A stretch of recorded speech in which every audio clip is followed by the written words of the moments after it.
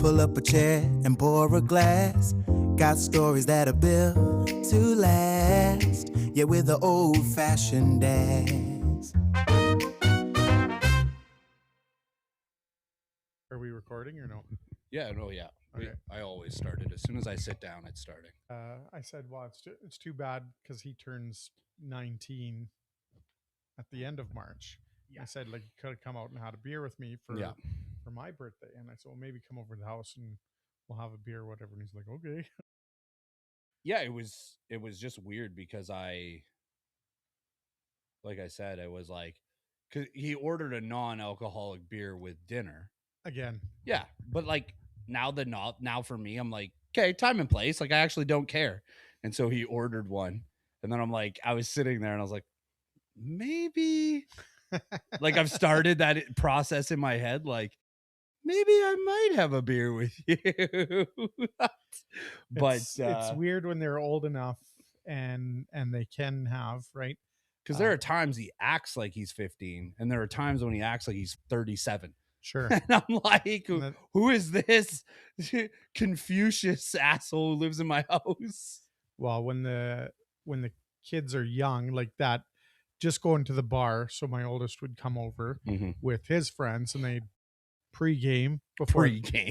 That's what they call it before they go out, right? Before you like, okay, well, we'll continue this. Let's get started. Usually I cut some of that, but I'll still cut some of that, but that's good. I want to continue that. Welcome to Old Fashioned Dads. Welcome. I am Justin. I'm Trevor. And episode 8. 8. Ooh, boy. 8 episodes. We're getting dangerously close to that 10 episode mark. We are. It's pretty cool. Just like pop your podcast cherry at 10.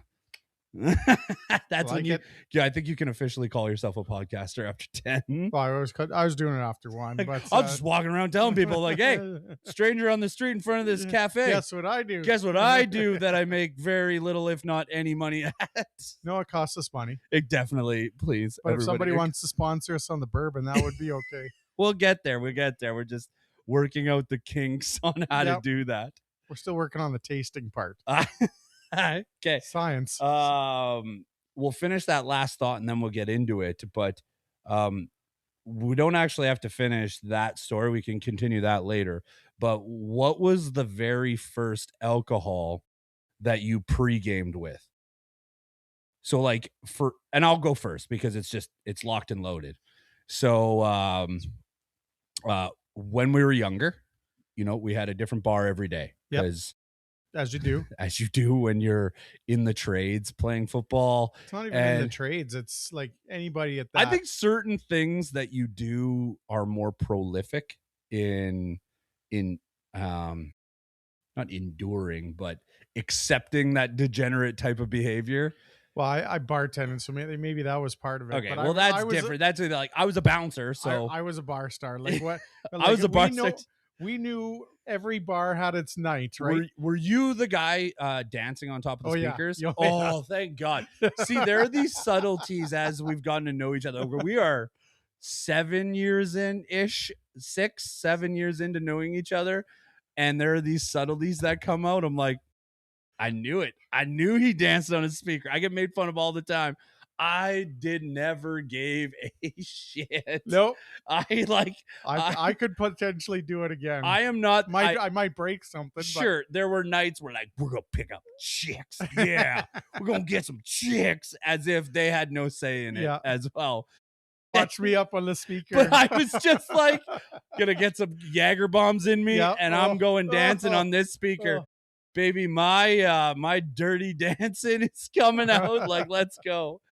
But before we went out, Friday might be. Oh yeah, Friday. Yeah. Well, it's dirty dancing on Friday. That's it. Oh, hey, cheers. Cheers. Cheers. Cheers. Yes. Oh.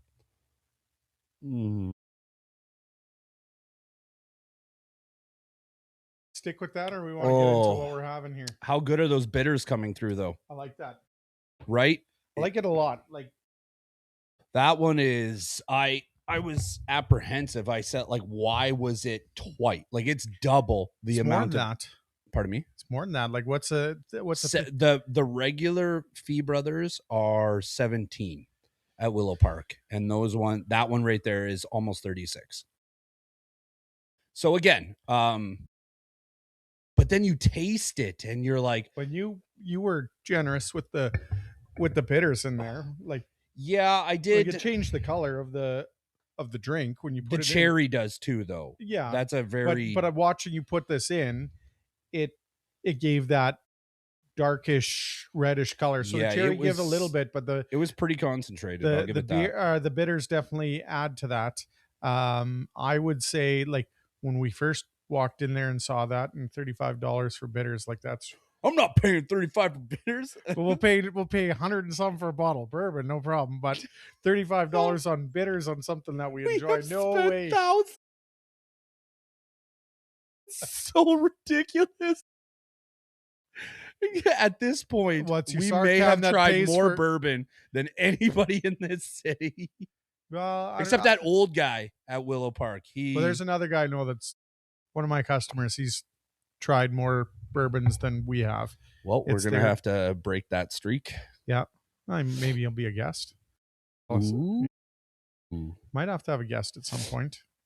I think I need 10 episodes in with really constructive criticism. It's not even criticism. I think like feedback. That's a great point. Every episode, I think people would be surprised. I listen to each episode after, not before I post, because I don't want to over edit. Yeah. And so I listen to it probably 3 or 4 times after the fact. And every episode, there's been little nuggets, little things that we've talked about in private, about things that maybe need to be changed or adjusted a little bit. And all the feedback has been super good. And I think that each episode is tuning each one of those concepts. And so I want to get to 10. I've got all this. I just have to press checkout on my purchase. No, wait. No, we're already using the camera. I like the realistic shots it shows us in those shorts that you're putting together. You like the realistic where you are exploding out of your shirt and making me look tiny and imposing your will on me. Because when we go out, people are like, Trevor definitely wears the pants here. Definitely. That video just shows it. The feedback has been amazing. And I get it. Everybody's like, okay, so I don't know if I told you this off air, but I'll just tell it now. Oh, the Jar Jar Binks one on our YouTube page did exceptionally well. Did a lot of views. And one evening, it's probably 11 o'clock. That's usually, I go to bed between 10 and 11. And it's like 20, quarter to 11. And I'm, doing the refreshes. I'm like, oh, how many people listened? Oh my God, I love this. This is so fun. I was like, how many people watched this ridiculous thing that I created? And somebody, it's like, in hindsight, I shouldn't have deleted it, because now looking back on it, I think it's actually quite comical. And it was a comment, and it said AI shit or something. It was in a different language. It was either from a person from Portugal or Brazil. And I was like, it's like, see translation. So I clicked it, and it was like, you guys suck. And I was like, I laughed and I laughed and I laughed. And I have no idea. I'd probably had a few bourbons by my nightstand. By my Buffalo Trace nightstand. But I deleted it. And then after the fact, I'm like, why did you? I didn't even care that what he said. I'm like, I think most of the time I suck. So, I didn't even. This is the first time I'm hearing it. I didn't even know. It's too bad. I'll never. I promise. Oh, I don't know if I should say that out loud, but I will not delete comments. It was a late night sleepy decision. We'll call it that. Yeah, we'll call it a late night sleepy decision. But man, I was just laughing hysterically more than I was like, oh my God, I really suck. I'm like, this guy had a picture of a hut. Like, so there's this profile picture, and there was like a straw house and like a Vespa, and I'm like, this person's not gonna fight day up. You know what? It doesn't matter. Like at the end of the day, we started the podcast for us. And we're enjoying it, and we did this so we could get away from our families and our spouses, and an excuse to drink without saying that we're going to the bar. So, you know, it's a chance to do it. We do it for us, and for those that are along for the ride, we appreciate that. But the videos, like every time you make one and put it out there, like it makes me laugh. So and I show it to my family, and they're like, "What the hell is this? It's so ridiculous. What is Justin doing in his free time?" And the fact that they say that just makes me laugh even harder. So I mean, I'm okay. Like, keep it out. I like the Hulk video. I like the, just the ridiculousness of it. I mean, and I know people are like, I did have one person reach out and they're like, I don't know if I like the AI videos. I'm like, listen, it's 2026. I have limited time. I have a day job and a night job. My night job is being awesome. So is that a job? Do you get paid for that? You know what I do? Do you? I can't tell you how, because some of it's illegal. Okay. But it just is what it is. But yeah, I'm being awesome all the time, but I don't get paid for it. What did I tell somebody this morning? I was like, make sure, because they were having a down day, and I said this morning, I was like, when you wake up in the morning, you piss excellence. Don't forget that. Look in the mirror and go, I piss excellence. That's that burning feeling. Got it. Jesus. Well, you're pissing something. Yep. Yeah, it's just, what color is it? What kind of smell does it have? Like, maybe contact a physician. No, we're not going. Okay, you're going to take the lead. Okay. On the ingredients and the items and all the above. Okay, so we were talking about the bitters and we got sidetracked. That's okay. So the Fee Brothers 1864 whiskey barrel aged bitters cocktail flavoring. Ooh.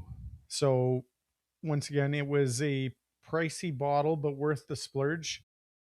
You got all this mood lighting on. I don't know if I can read the label on this. I'm getting old. I don't know what's in the ingredients. You have to read that. It's too small. Wow. And so what's happening on Friday? Well, there might be a celebration of life. Yeah. What's that thing that you have that people need bifocals for? Astigmatism? Is that what it's called?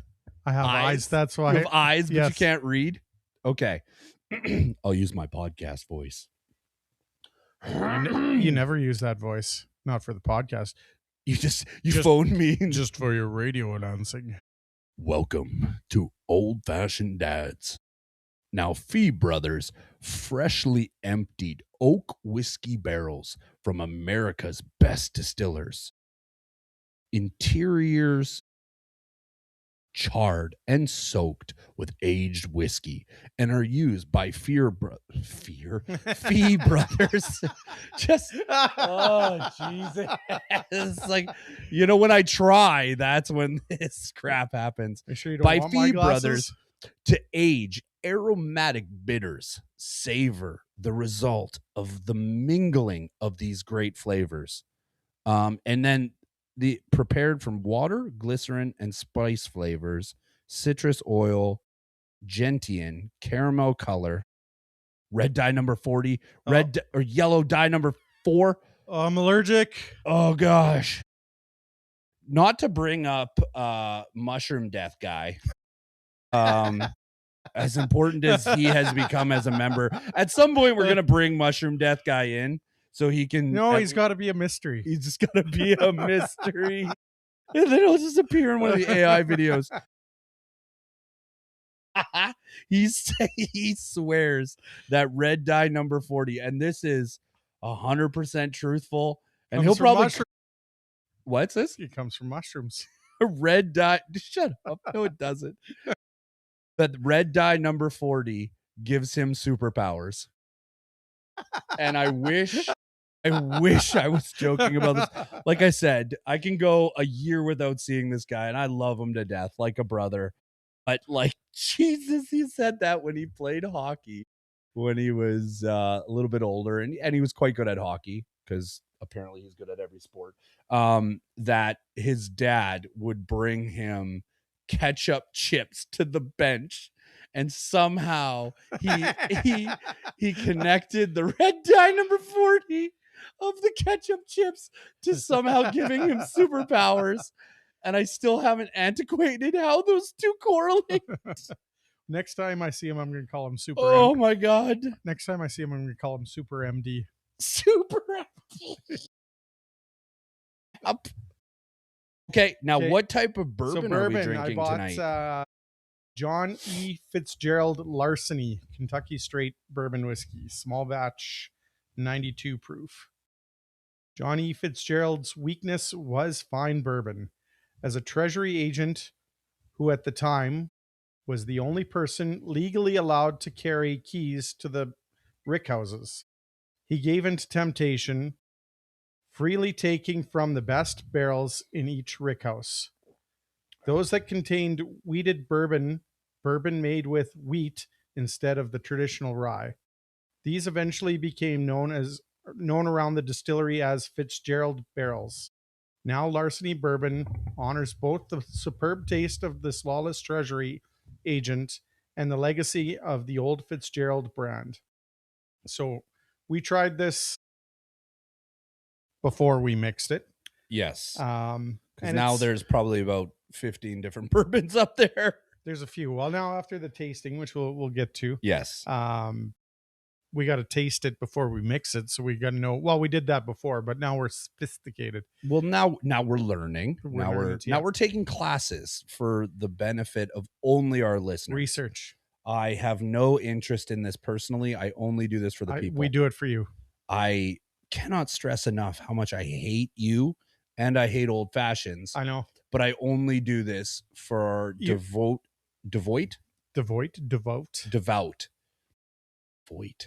I don't know. It means like absence of something. You're making up words. No, devoid's a word. You do that lots. You make up.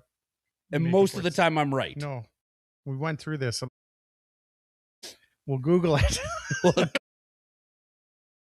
And I started dating a person in the past. Again, I know a dumb amount of useless information. I can attest to that. I don't know why you'd think I would retain information that's a benefit to my life, but no, you know what sticks? I'll give you 2 examples. So she would, I didn't finish university. She is very educated, and I would say things, definitions of words. I would put words in sentences, and she's like, bullshit. We'd Google it, and most of the time, I think like 9 out of 10 times I was right. But you got you can't be right all the time. You got to throw something crazy out there that just okay. At some point you get bored and you're like, I'm just going to say some crazy shit on that before. So this one I'm just going to let slide. So you just make up some weird word and and then you got to use it all the time. So I have a and this is one of the better examples of my randomness, and whether it's from books or podcasts or how I retain information at different points. A fun fact for all of the listeners and yourself, because I know this burning need for information, why you'll benefit from this, that when Hasidic Jews circumcise children, they stick the penis in their mouth to cauterize the bleeding after a circumcision. And I only I don't know. All right. No, continue. Just talk. No, that's fine. No. You're going to do this? It's your story. Nope. Yep. Nope. Sorry, I have to take a break here.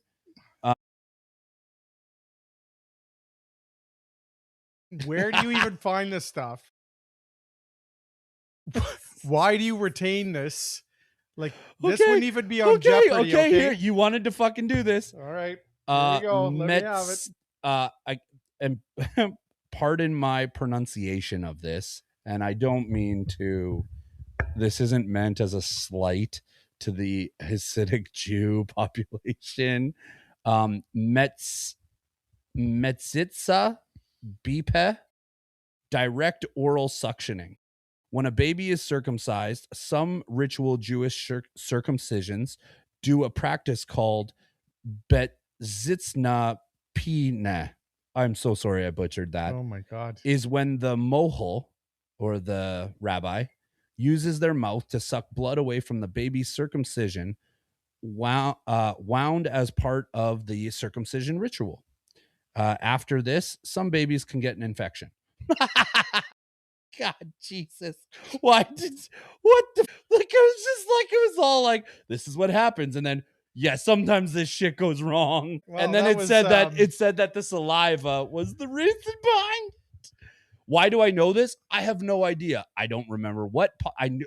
The only thing I can remember is that I learned it in a podcast. Oh, you learned it? See, look at all the stuff that you can learn by listening to podcasts. You're welcome to everybody who needed to know that in their life. So I tell a friend of this, and we're out. We've been drinking. It was for his wife's birthday, and we had been drinking, and he had recently, because a bunch of us took Ancestry.com, and some of us learned they have a new dad, like I did. Oh, Jesus. That's a whole episode in itself. And then there are some that learned, including myself, because when he took it, I also got the same results, that we are 1% Hasidic Jew. And so now, you know, when you have, I think he's toned down a bit. But when it happened, he was like, I'm Jewish. I didn't know, but I'm Jewish. And I'm like, hey, by the way, did you know this happens? And he's like, what?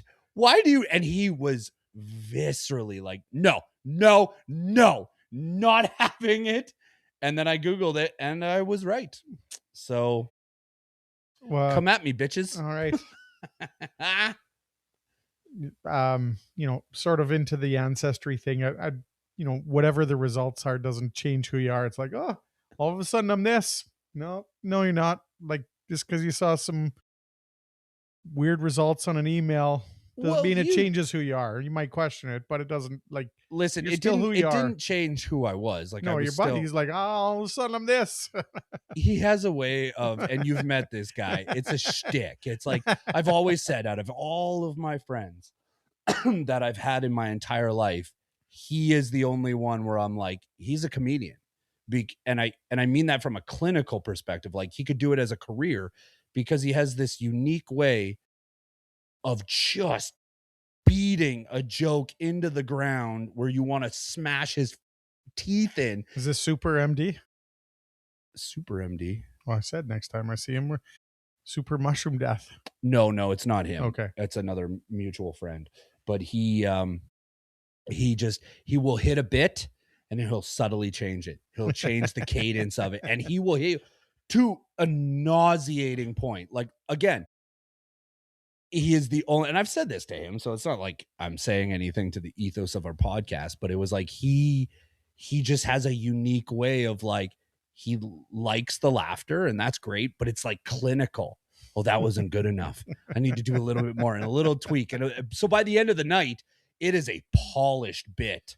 And if he gets enough laughs, shit, you're getting that at a later date, and it's even better. It's going into the archives. Yeah, and it's like, so he's uniquely, and that's why I've said, like, always, like, you should have or should be a comedian if you're willing to go down that route, because you have that obnoxious ability to hammer something to death, and I think you would need that as a comedian. Well, it sounds like he's got enough ammo stuff locked away in the archives to well, and you need to have a specific ability to recall things and remember the order of it. I occasionally, like, if I'm feeling the flow, like, I could probably do it, like if I just hammer something over and over, but I don't know if I could be clinical about it, like dissect it, like, okay, at about 17 syllables in, I should kind of do this and this and this. I should, okay, that wording isn't right, where I think he's like legitimately going over that in his head. Or it just comes naturally. No, fuck that. So this, So yeah, well, before we get into what's thoughts on larceny on its own, I like larceny in the old fashioned. In the old fashioned, I think you were correct that maybe that was probably too much bitters. Maybe half that amount, because I'm kind of just tasting the bitters now, if I'm being honest. Yeah, definitely the bitters are overpowering it. I mean, the bitters are good, but I don't mind, but next time I'd like to use the same ones, but toned down, probably half, if I'm being honest. Because if you can open up the bitters and smell it, and it's like powerful, probably your first indication to maybe use a little bit less and increase as you go. But you know me, I go balls to the wall and let Jesus take the wheel as much as I can. Yeah. That's how you roll. I thought about getting that on my lower back, just like a tramp stamp, but like not like barbed wire or like the weird like tribal stuff. Just all it So says right down there, let Jesus take the wheel. You think that's a good idea? Oh, fuck yes. Are you kidding me? How If many tattoos do I have? Do you think at this point I'm like, if you put it I don't know if I could get that tattoo? If you put it across your chest or you put it on your arm, on your other arm, start a sleeve with I that. have women's initials on my hand. I think that's not going to deter me. Okay, so you got a little heart and some initials. It's not a little heart. It's a blue heart. It's still little. It's little. And okay, there's initials on it. But on your lower back, when you're at the gym and you're just going to have a tramp stamp that says, let Jesus take the wheel. Great story, though. Go on vacation. You know, not that I'm like, I can't wait till your wife sees me without a shirt. But could you imagine you're with that group that you're going with and we're going to meet up and it's going to be great and we'll record a podcast and I'll take off my shirt. I'll be like, protein. And when I do so, and then I have this tramp stamp that says, let Jesus take the wheel on your back. Like, and the best part is like anywhere else. No. I get to own it and it's hilarious. Like, put it on your neck even. I don't care, man. Like, nope. So I get to take it off and be comfortable in my masculinity. And I'm like, yeah, that's right. I got that done. Maybe I'll put quotations. I'm like, yeah, I even did that shit intentionally as a joke. You have to explain to everybody why this guy you brought has a tramp stamp that says, let Jesus take the wheel in quotation. I don't need to explain nothing. That's all on you. Why does Justin have a tramp stamp that says, let Jesus take the wheel? I don't know. Because like, you know what? He beats to his own drum and he literally lets Jesus take the wheel. But, make that statement somewhere else. Put it down your right arm. Nope. Right down there. Nope. Let Jesus take the wheel. Cowards do that. Normal people do that. Yeah. Not weirdos.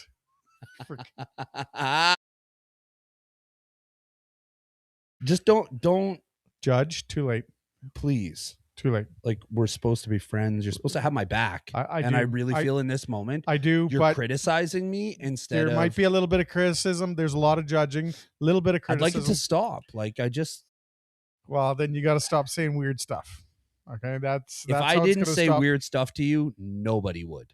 No, I get enough weird stuff. I don't think you get me weird. No, I do. That's hurtful. I thought I was unique. You are unique. I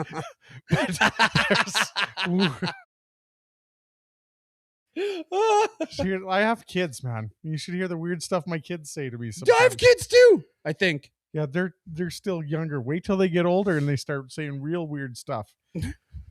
Oh, I'm going to get a tattoo that says, let Jesus take the wheel. Listen, if you're an adult and you're willing to take on the consequences of your decision, decision, you could do weird adult stuff. You could get it lasered off at some point in your life. You're like, oh. So why would you do it if you're going to get it lasered off? You don't go into it wanting to get it lasered off, but sometimes it happens. Listen, my cousin. That's forever, right? Almost forever. Listen, my cousin. You pay to get it. I'm going to tell you. And then you pay to get it off. Listen. Linda, listen. One of my cousins got a Prince Albert. Do you know what that is? Yes. A penile piercing. Yes. And he got this done. And he told me two things years after getting this done. What the hell was I thinking? Was one, what the hell Why did everybody? Why let me did do somebody that? not stop me? Correct. Second thing was the biggest problem I have with it is that I, for the rest of my life, pee in 2 different directions. So I get to relive this. It seems like you need these people willing to step out of conformity and cultural norms so that you know that I don't have to go and do that. Okay, I was thinking about it, but no, I'm good now. Thanks for the insight. Listen, Linda. I just thought I thought you should know all of these very deep personal anecdotes of my life. And before I leave to Croatia with you, I will have a new tattoo. I just don't know what it is yet. Oh, we already know what it is. You told the world what it is. Listen, they're not going to remember. It's fine. I'll remember. I'll be like, oh, now I have to actually do it. No, at least get a fake one or something. So like, that's not how I roll. No, do it. Get a fake one, then everybody can go, what the hell's up with your weird friend? Why'd you bring him on this? Why has he got some weird ass tattoo? Why is he 6'4", 280? Like with a tramp stamp? Look at this. With a tramp stamp? Like he's got abs and a tramp stamp. I can't take this. Like put it in each of the abs or something. In each of the abs? Take the wheel. Have you ever seen those pictures of guys who would like shave abs into their chest hair? It will fuck your life up. It's so good though. Oh God. Okay. Wow, we went. Wow. Okay. We went deep on that one. We went to our first. Hopefully not the last. Okay. We went to that tasting. Taste Day Thursday, Bourbon and Beyond, hosted by. Oh, it does have her name. I remembered her name, but I second guessed whether I actually remembered her name or not. Listen, by the end of the night, there was some bourbon. There was some bourbon and whiskey consumed, and there were some people that didn't show up, so there might have been a little bit extra. I'm glad I got to eat their snacks and the bourbons that I liked more. The snacks were good. I'm glad we got to eat our. The snacks were great. That's exactly. There was a method to the madness. Each item that they gave us for food paired with that bourbon. Yes. It wasn't like it was just like, here's some crackers. It's like it was like every at first just the way you're saying it's like, here's some crack. Some crack. Like here's some crackers with your bourbon. Ooh. Some stale rice crackers. Did I? Yes, I did. But I also took pictures the entire time while we were there. Yes. So we tasted 6 different. I didn't write anything down in this book. I'm glad you brought it out to read those notes. No, I put it in a little pamphlet. I put it in the pamphlet. Like, I just opened the book. I'm like, there's nothing in this fucking book. That's what happens when you want to get a weird tramp stamp. Oh, just shut it. Continue. So we tasted, like I said, 6 different ones. So we had Canadian, we had bourbon, we had Irish whiskey, we had Scotch, and then we had one where it was a debate on if it was still considered pure bourbon. It wasn't. And me and Tracy, because I had gone back. So a shout out to, first off, Willow Park Wines and Spirits. They put on one hell of an event. I found it engaging. I felt that I learned some things. I love how every single bourbon was very different, and that they walked us through understanding the bourbon, how it grows, how it forms and changes in your palate, how it pairs with food, snacks with it. Like it was, we walked in, there was 5 bourbons, 5 whiskeys set out, and one was a surprise one. One was a surprise, and then there was a plate of snacks, and it was different snacks. There was processed meat, chips, dill pickles, chocolate pretzel thingies, and pears. I think that was all that was on that plate, right? Was there pears? Yeah. Fuck. I got it where it paired well, so we can cover Oh that. God. I wrote that down. Wow. So Oh Jesus. how do we want to start this? We're just gonna go 1 to 6 or Well, so Tracy. yes, still shout out. Willow Park put this on. Tracy Gradius? Sure. Gradius. We'll go with Gradius because she didn't actually tell us her last Was name. our guest lecturer. Guest bourbon sommelier. Yeah. We'll go with that. And just like again, for what it was, for the people that were there, I really enjoyed it. I did too. I would go again. I would definitely go again. It wasn't just informative, like in the sense of like, oh, we're just gonna hammer you with information. Yeah, we're just gonna tell you what it is. Later. Yeah. There was her whole she's a comedian in her own right. Man, she loves Kiefer Sutherland. Yes, she does. Holy wow. Actually, I was thinking about buying that one tonight, just to try it in the old fashioned, I had an uncomfortable, like, you know, we bonded with her. I've gone back, I've met her again under different circumstances, and she has not wavered. She absolutely madly in love. I don't know if she's married, but I sure hope her husband looks like Kiefer Sutherland because she loves Kiefer Sutherland. But that's neither here nor there. Okay, well, on that note, that's where we started. Red Bank whiskey. Yes. Was so $49.95. I wrote notes on how much each one of them. if you want to get technical, but it was $95. Well, okay. Continue. Are you gonna Google that too? Don't make me.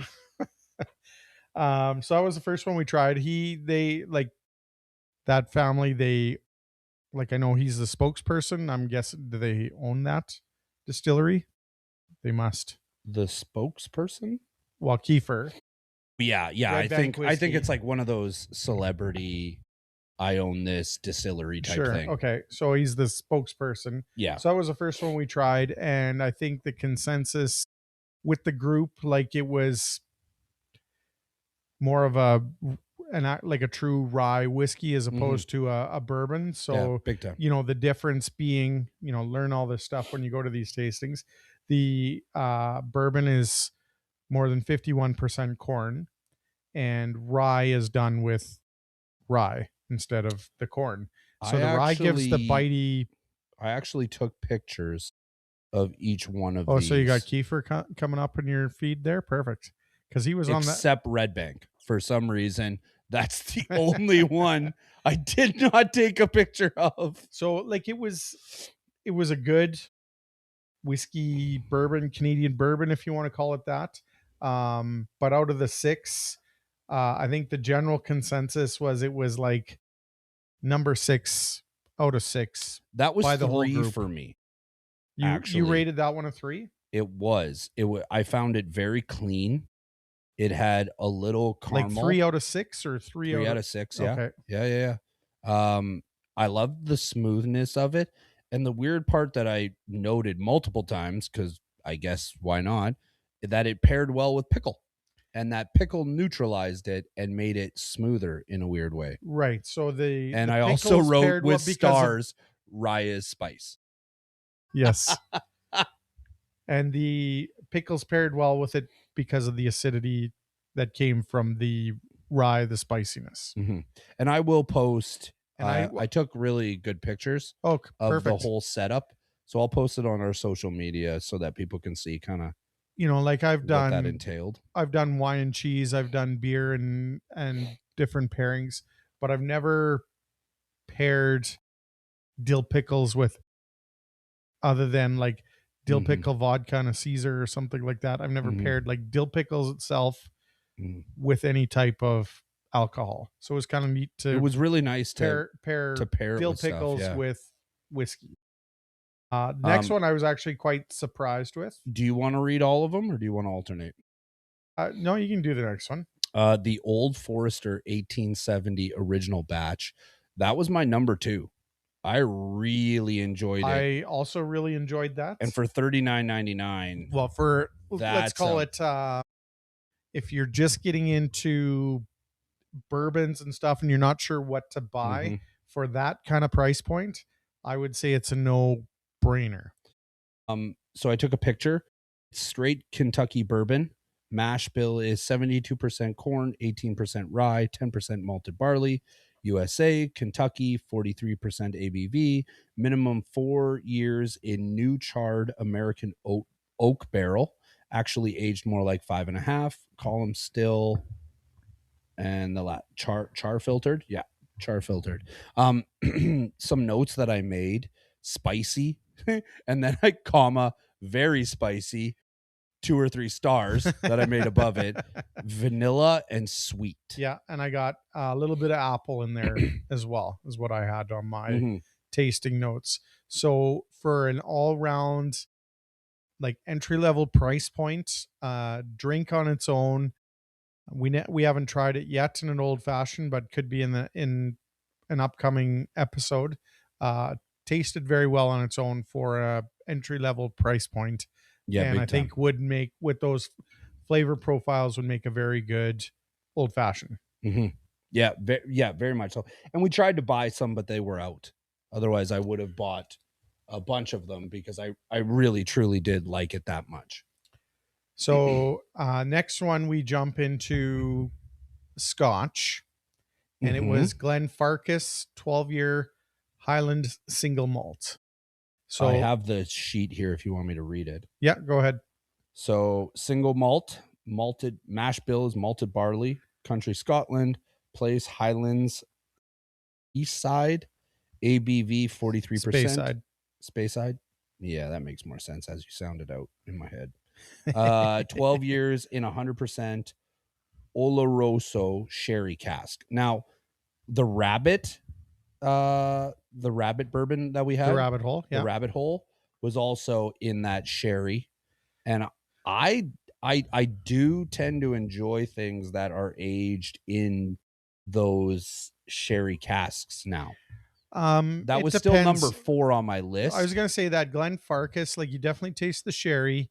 Because of that, you get kind of an oily taste to it. The thing I wrote first thing was oily for sure. Yes. Like if I like Scotch. Yeah. But I didn't like that. Out of those 6, I would say, like, that Glenfarclas probably would have been like number 4, 5. Ooh. When we get to number 6 was my number 6. The Glenfarclas would have been number 5. It just, like, that Rabbit Hole was done in a sherry cask, and it gives a unique flavor profile. But with that Glenfarclas, like, you know, I like Scotch, I like peaty, the sherry and the Scotch. Yeah, definitely very earthy. I didn't care for that. One of the things myself. that I also noted on here was that it did not linger. It's like a lot of the bourbons that we have is like I even said on the other bourbon we had tonight, which we'll talk about on the next episode, it lingers. It's like it gives you that brown buttery lingeringness. And for me, you know, whether I'm incorrect or not, I find that the better the bourbon, the more that flavor profile just lingers in your mouth a little bit. You taste that right away, the sherry, that you get the oiliness, and you're right, like, it's not, you know, once you finish that, it's kind of gone. You don't have any of that other than the oiliness. That oiliness sticks around, but that the flavor profile dissipates. I can use that a lot quicker than some of the other ones. And that's the Scotch in it, right? Yes and no. Once again, like, I've had some where you get that, depending on what it is, you get that lingering taste, but this one didn't have it. To me, and I think it was because it was aged in a sherry cask, I didn't care for that in the Scotch, and that's just me. So, well, you're wrong. Google it. That's number 4. Google it. Listen, Europe, Linda, sang the final countdown. We've been over this. Okay, next one. Rowan Co. blended Irish whiskey. This was number 3 for me. Or no, sorry, number 5 actually. Really? Out of all of them. I know, which is weird because I bought a bottle of it. Yeah. Like, I would say that would be like number 3 for me. No, and Or now 2. the fact that I've had these ones again, it's like that Row and Co kind of grew on me. It's like it's the, what did I write here? Caramel, peaty, a little spicy, very smooth. Yes, Um, soft, smooth, Yeah. and that one paired well with a pear. Yes. I wrote, oh God, I think this is when I started to have too much. Iced schmishmosh, chilled, not foggy. So Can you explain smishmash? listen, schmishmosh is a great way to determine whether something has been non-chill filtered. If I play that in shut your Scrabble. mouth, Trevor. Shut your mouth, Trevor. Row and Co. Just shut your face hole. Style blended malton grain, country Ireland, place Dublin, 45% APV, triple distilled, which is what we have noticed, that the smoother it is, the more times it's distilled. Just like vodka, just with gin, the smoother it gets, the chances of it being more distilled are The higher. thing with vodka is you can distill it a lot more times because there's no, but the more you do it, the smoother it gets. yes, but there's no real flavor profile with vodka. When you do it with something like this, the more you distill it, the more you take away the flavor profile. Correct. Also. Yes, 100%. So triple distilled, non-chill filtered, aged at least 3 years in ex-bourbon barrels exclusively, non-chill filtered. So, and from a price standpoint, was the same price as the Red Bank, and I would rank the $48.49. Yes, what I wrote down. I would rank the Row and Co. Blended Irish whiskey higher than the Red Bank. I like it. It had a. I haven't tried it mixed. We've established that in this point of in the seminar we took that I started making up words. Yes, and so do not trust my 5 that I associated with this. When out of all of these, that's what I bought again. God's sakes. Okay, next one we had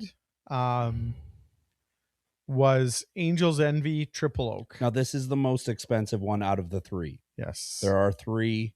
This is all Canadian price that we're talking to, yes, by the way. So $123.45. Yes.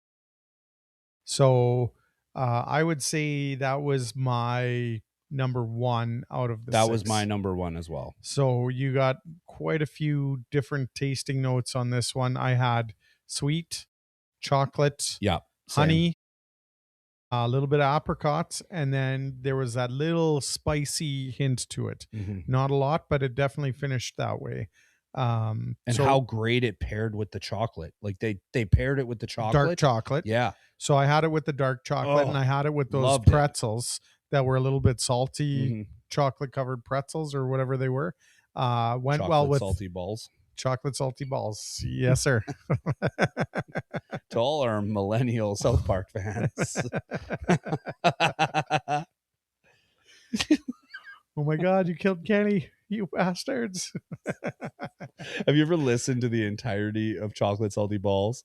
So he released the song. Yeah. So there's a bit of it in the episode, but then they released the whole song, and it's like, why were my parents letting me watch this? See, I was older when that came out. I was an adult. I could do that on my own. You had a child already. I remember I wasn't allowed to watch South Park, but one of my, I had a couple hustles when I was younger. One of them was selling chocolates door to door for what was clearly a scam. But I was very good at it.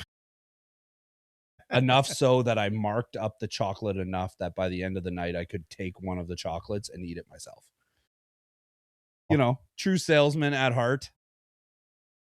I didn't make any money, but I was able to eat one chocolate bar every night I was out selling. Like a mofo. But no, I used to babysit for, when I was like 11, 12. So I remember going to one of my dad's friends' putting the kids to bed, and like you're like, well, what do I do, right? Like I'm not gonna clean this fucking savage's house. So I go like, the kids are asleep, there's like an unlimited amount of snacks, and of course they're like, we'll be home at 11:15. They're never home at 11. They're going bowling. So like, who stays out past 11:15 when they're bowling? Listen, you've not met my dad's friends. Nevertheless, Apparently I watched they're these big kids put bowlers. them to bed, and I remember like turning it on at midnight, South Park being on. I'm like, ooh. Now my kids are like, yeah, South Park's not that big of a deal. Like, have you seen Five Nights at Freddy's? Like, No, South Park. I haven't seen that. Either have I, but the reference points.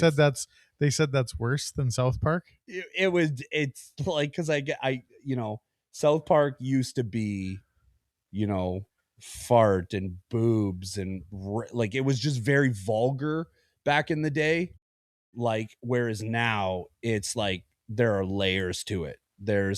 It's still in your face vulgar, but not in a much more clever way than it used to be. And what's more, before it's like, you killed Kenny, you bastard. Now it's like, I don't remember the last time Kenny died. Dayton. Yeah, now Trump is in a relationship with Satan, and JD Vance is that guy from the island. The plane, boss, the plane. Fantasy Island. Anyway, oh Jesus, oh God. Okay, Okay, next one. No, I gotta read out the thing. Oh, you gotta read it. Oh, just give me a second. The plane, boss, the plane. His whole character arc of just. I clearly have not watched enough, and I need to watch it. Oh God, it's so bad. Another one. But he's like JD Vance's character. It's his face, but he's little. Oh man. Okay, so Angel's Envy Triple Oak, which again, for everybody, is the most expensive one, but again, both being our number ones. We've had this bourbon before. It hits everything that you want a bourbon to hit. It's smooth, it's sweet, it lingers. It just has all the characteristics of a good bourbon. Now, whether you actually like that bourbon is a whole separate conversation, but for me, I want a bourbon to hit all of those different notes. So not like an old tub hit, like an Angel's Envy hit. Listen, you know what? I have a problem. We're done these podcasts. I'm like, I pour myself cocktails after you leave. The next day, we wait 2 weeks. I'm like, I drank most of this bourbon. The old tub has not been touched. That gasoline is up there taunting me every time I take. So when it's summertime and you're making a backyard fire, you just pour a little bit of old tub on that, light it on. When you come over in the summertime and we're like way too drunk to drive home, you're gonna serve me the old tub. Perfect. Trevor, guess what? The old tub's coming out. Time. Angel's Envy Triple Oak style straight bourbon mash bill, 72% corn, 18% rye, 10% malted barley, USA, Kentucky, ABV 46. Aged at least 4 years in a new charred American oak, then finished 9 to 12 months in a blend of Hungarian. What? I don't want to say this word. Do it. Chinkapin. Okay. Chinkapin? Sure. We're going to go with Chinkapin. Oh, dear God. I'm going to get roasted. And French oak barrels. Total aging 5.75 years, released September 2024.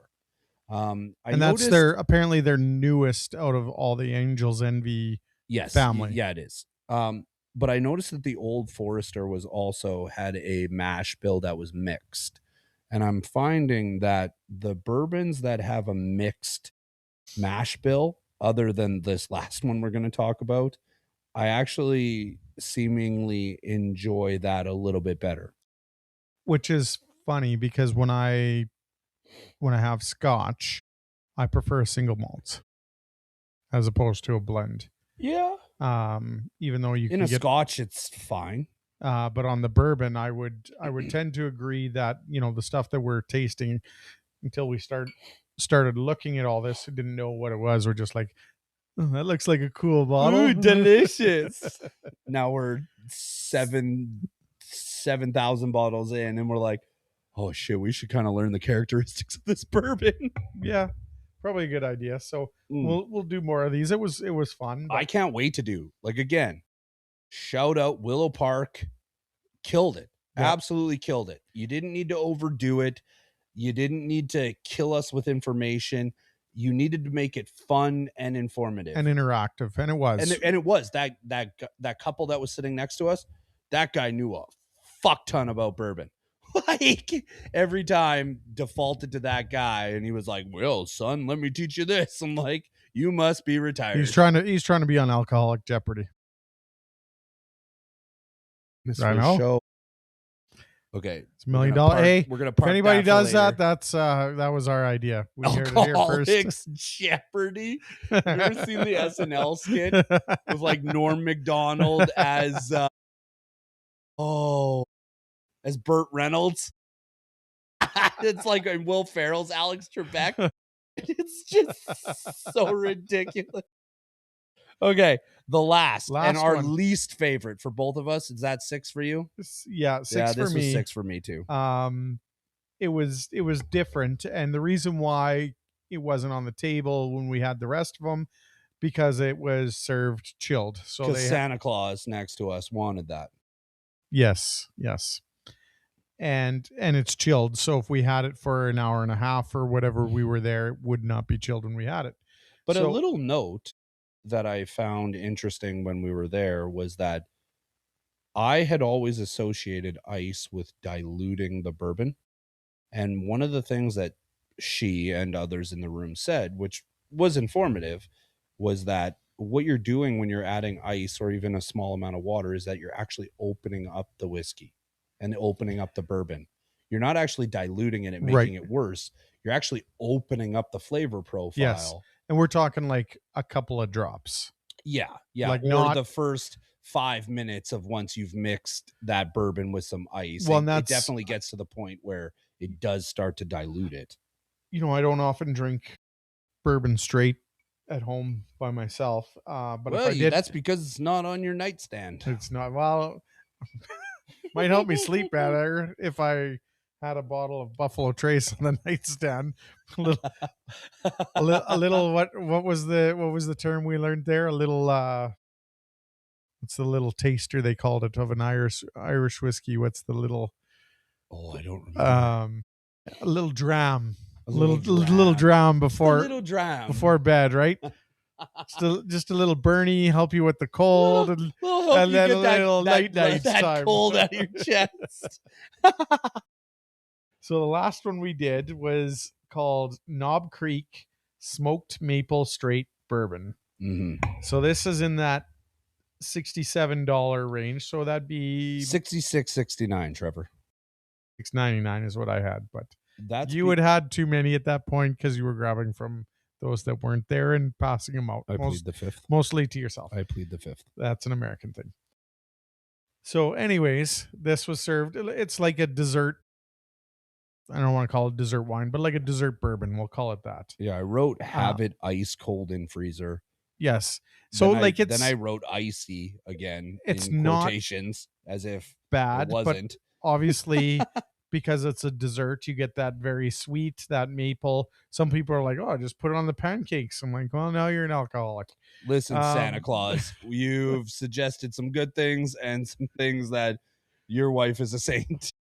And I don't know if I'd start my day with some Knob Creek smoked maple. If I was when we go camping in the summer, oh well, maybe. Okay. If I'm driving, never say never. If I'm driving the boat, never maybe not. Never say never.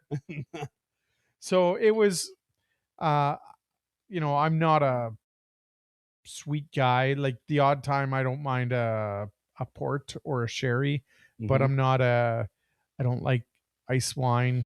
Like if I go somewhere and as a tasting and they've got some, I'll try it. Yeah. But I wouldn't go out of my way to have a dessert drink like that. Like that's like I definitely didn't. I found that and I said this, like I full disclosure, I go to Willow Park a lot now. And I just wander until somebody comes and talks to me because apparently I have nothing better to do. And we've gotten to know each other on a first base. And when I was there, Tracy had walked up, and we had conversations where I complimented her, and I went up to the manager of Willow Park and thank you.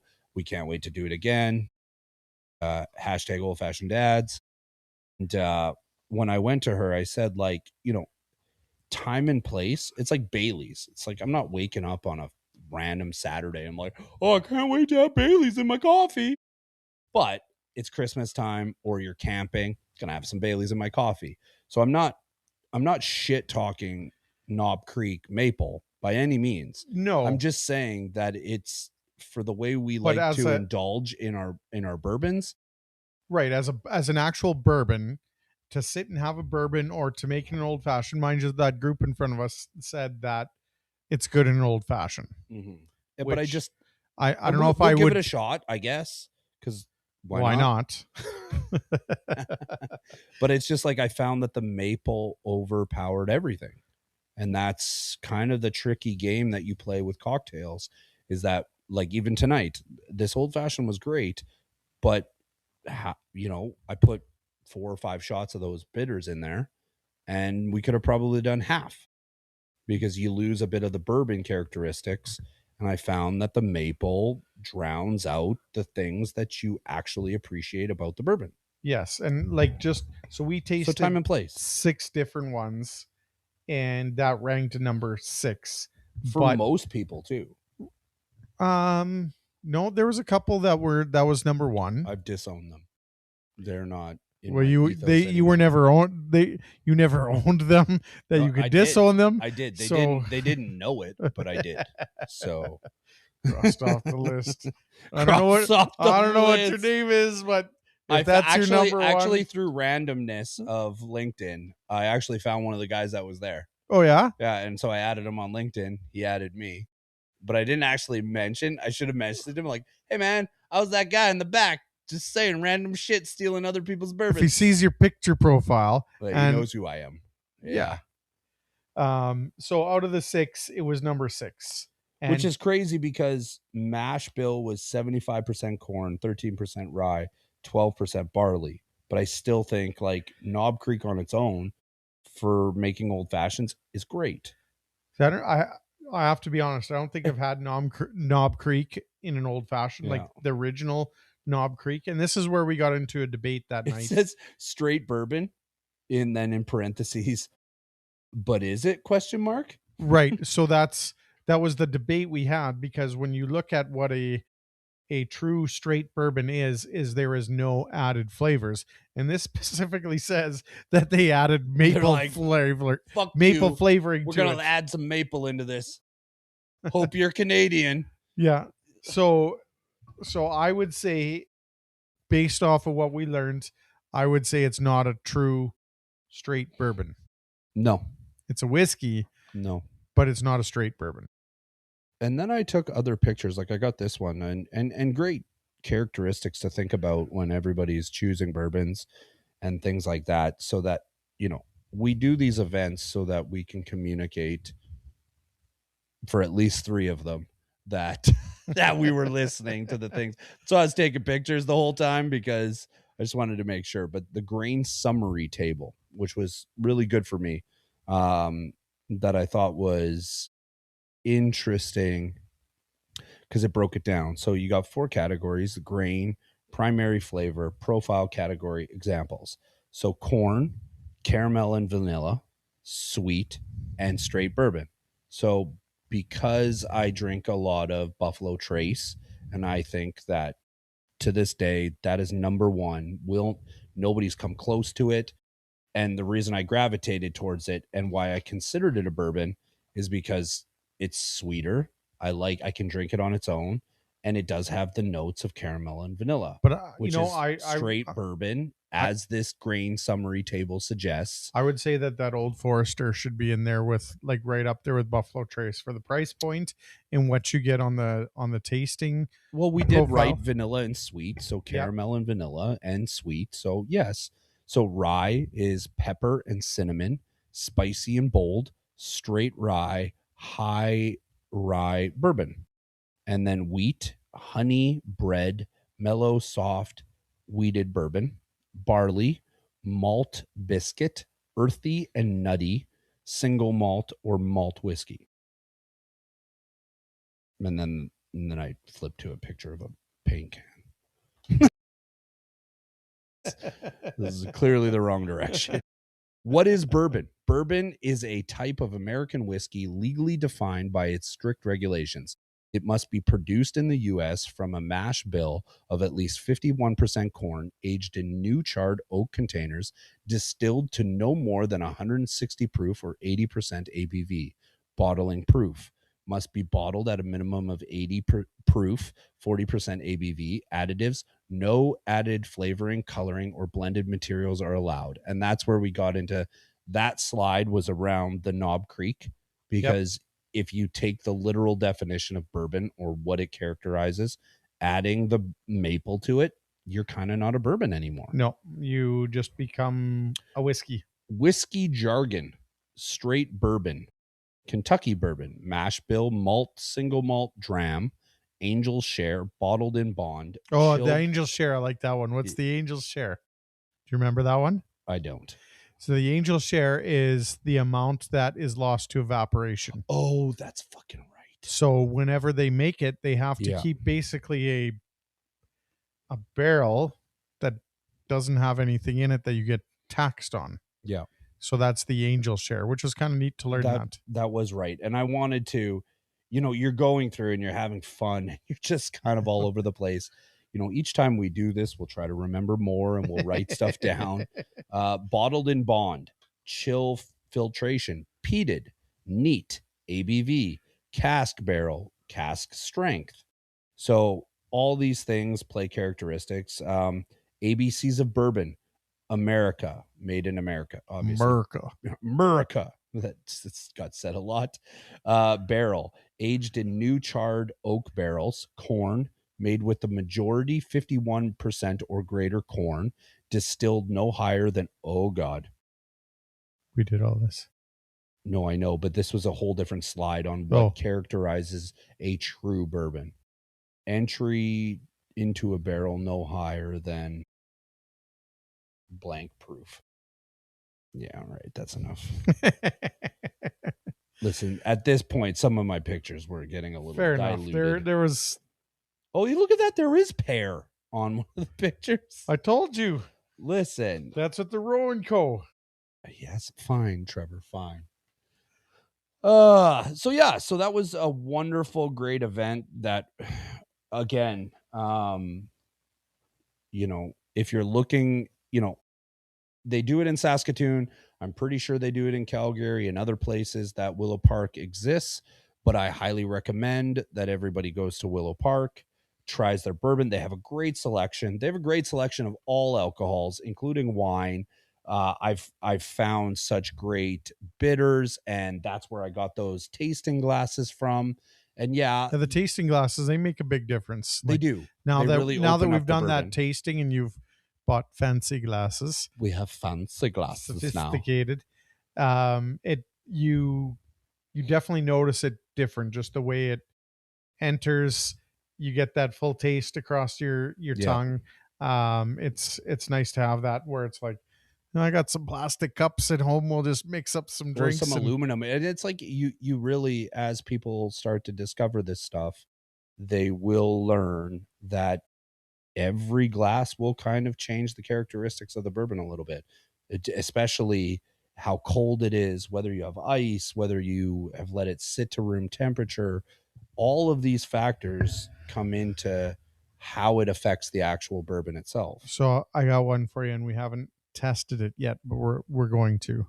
Jesus. Yeah, for science. We're doing this strictly for science. Strictly for the people that need to know this. So now that we've got these fancy smokers. Yeah, we do. You're welcome. It's awesome. Game changer. Oh, I fucking wouldn't have it any other way. So now that we've got these fancy smokers, and I did it once just to show it, and it was mentioned by somebody at that group when we were in that tasting. So they said, smoke the glass first. Oh yeah. And then mix the drink. Mm-hmm. Where we, just because it looks cooler, but we make the drink and then smoke it. Mhm.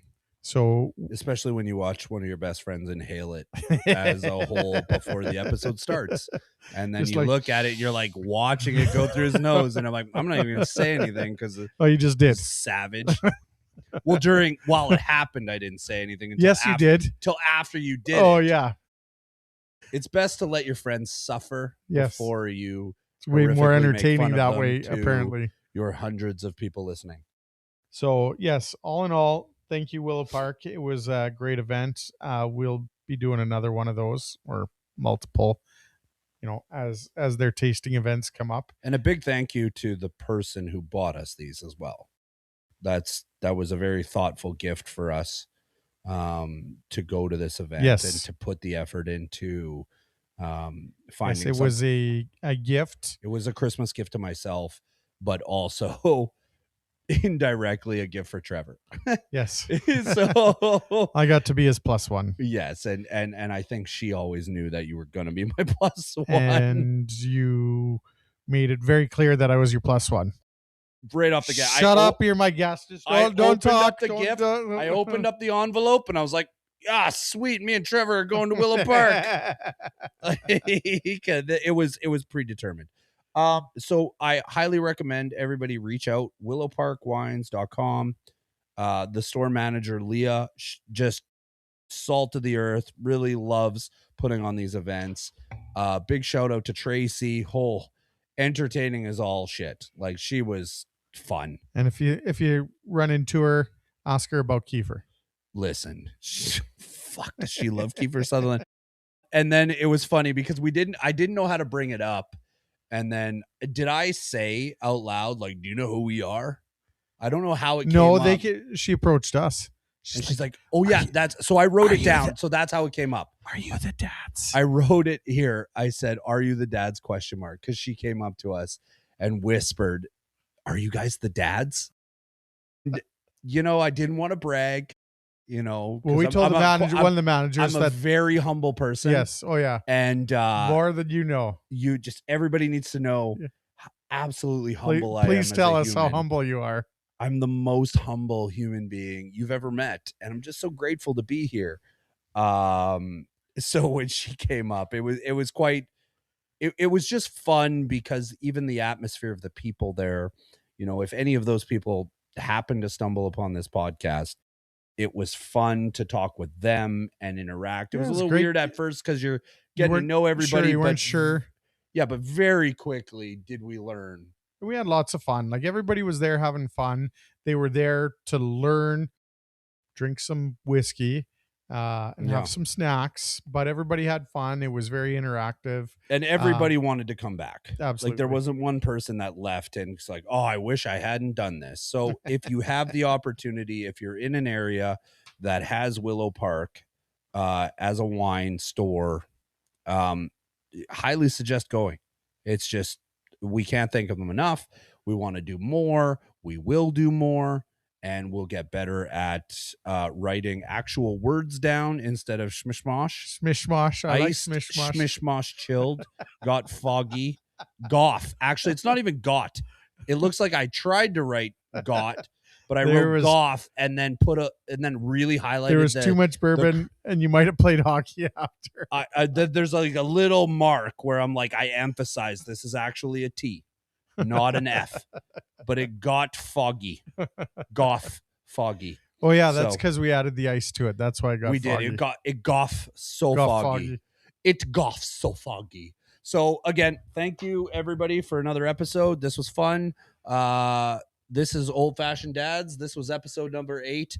Like, subscribe. Oh my God, the support, the feedback, the follows, the everything from the people from LinkedIn to Instagram to Facebook to YouTube to personal messages, or yes, to even the weird dude from another country that said we sucked.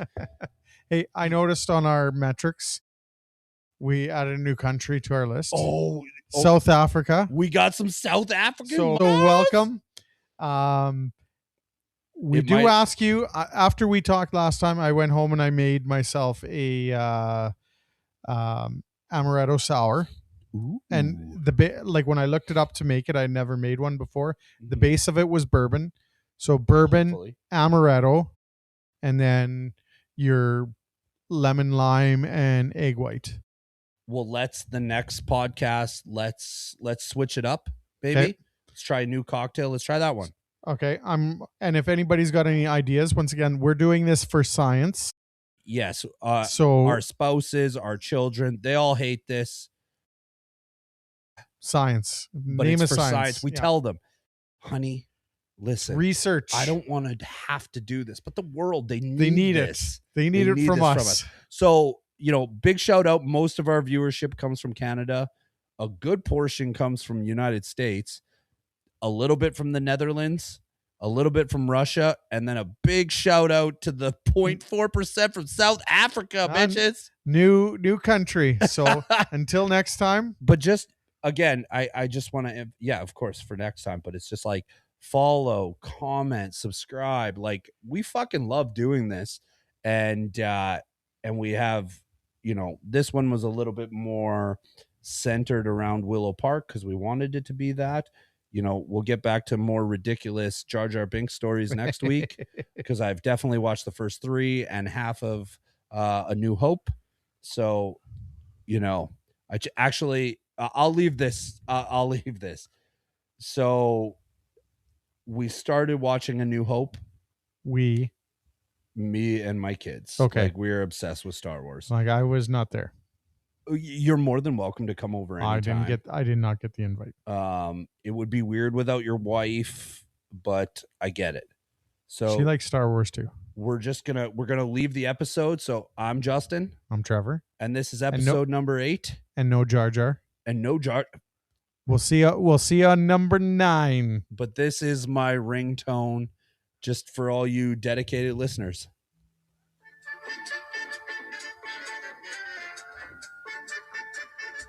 Star Trek. I love that movie. You son of a bitch.